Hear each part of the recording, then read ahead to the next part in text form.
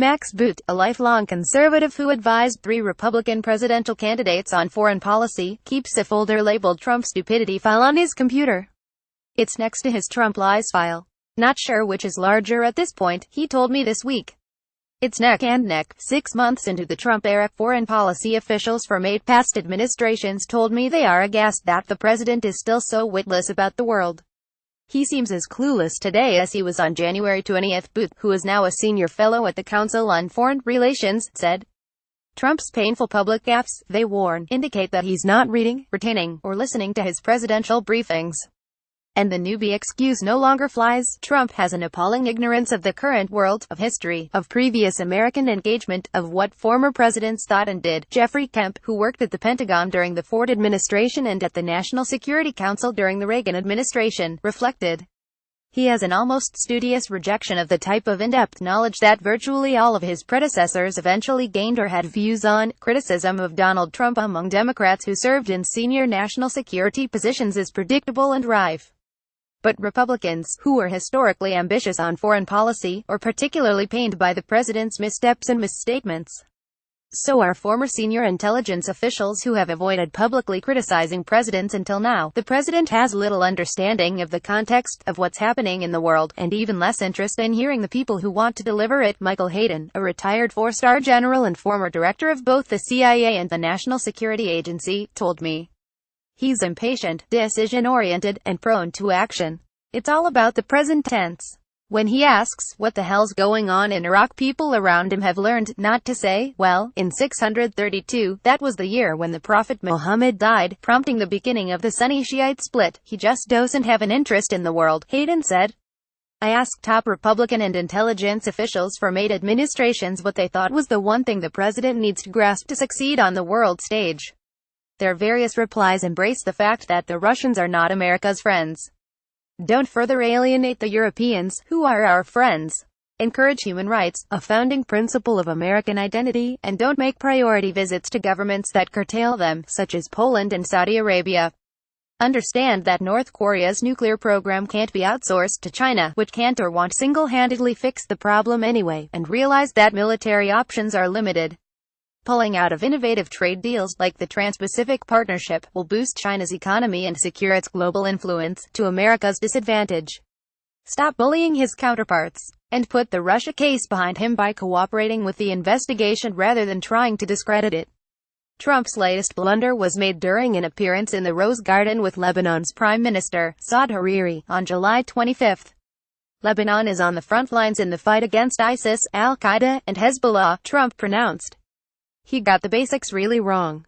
Hezbollah is actually part of the Lebanese government, and has been for a quarter-century, with seats in parliament and cabinet posts. Lebanon's Christian president, Michel Aoun, has been allied with Hezbollah for a decade.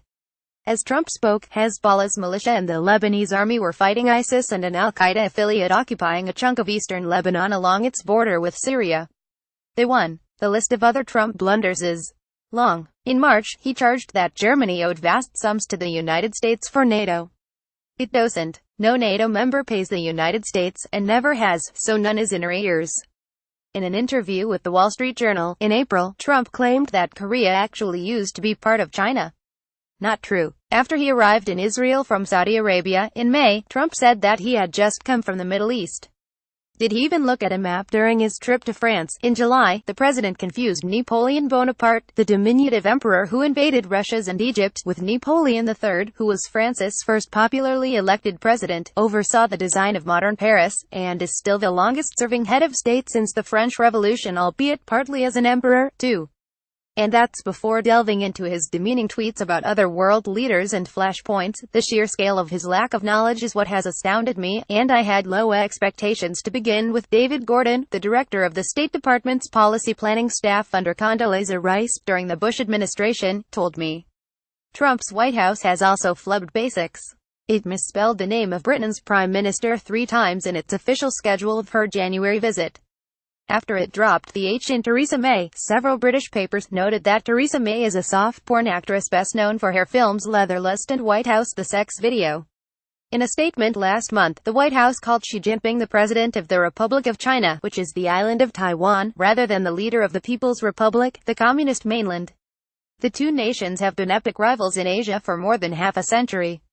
The White House also misidentified Shinzo Abe as the president of Japan. He's the prime minister, and called the prime minister of Canada Joe instead of Justin Trudeau. Trump's policy mistakes, large and small, are taking a toll. American leadership in the world, how do I phrase this, it's so obvious but apparently not to him, is critical to our success, and it depends 80% on the credibility of the president's word. John McLaughlin, who worked at the CIA under 7 presidents, from Richard Nixon to George W. Bush, and ended up as the intelligence agency's acting director, told me. Trump thinks having a piece of chocolate cake at Mar-a-Lago bought him a relationship with Xi Jinping. He came in as the least prepared president we've had on foreign policy, McLaughlin added. Our leadership in the world is slipping away. It's slipping through our hands, and a world in dramatic flux compounds the stakes.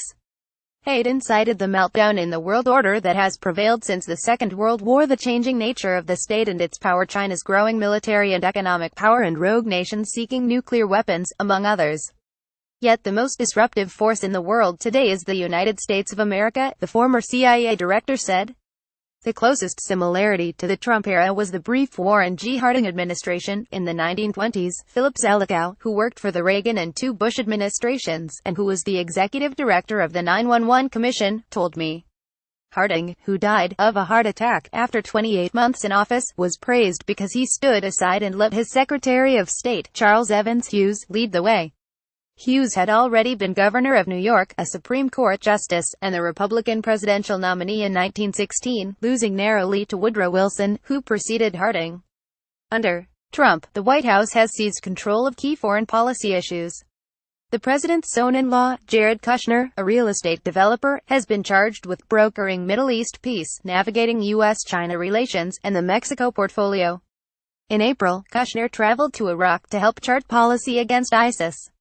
Washington scuttlebutt is consumed with tales of how Trump has stymied his own Secretary of State, Rex Tillerson, the former CEO of ExxonMobil. The national security system of the United States has been tested over a period of 70 years. John Negroponte, the first director of national intelligence and a former UN ambassador, told me.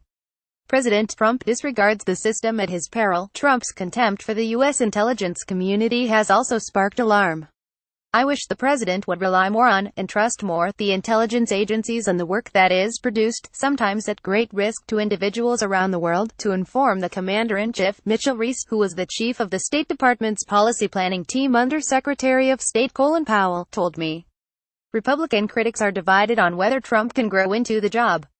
Trump is completely irredeemable, Elliot A. Cohen, who was a counselor to Condoleezza Rice at the State Department, told me. He has a feral instinct for self-survival, but he's unteachable.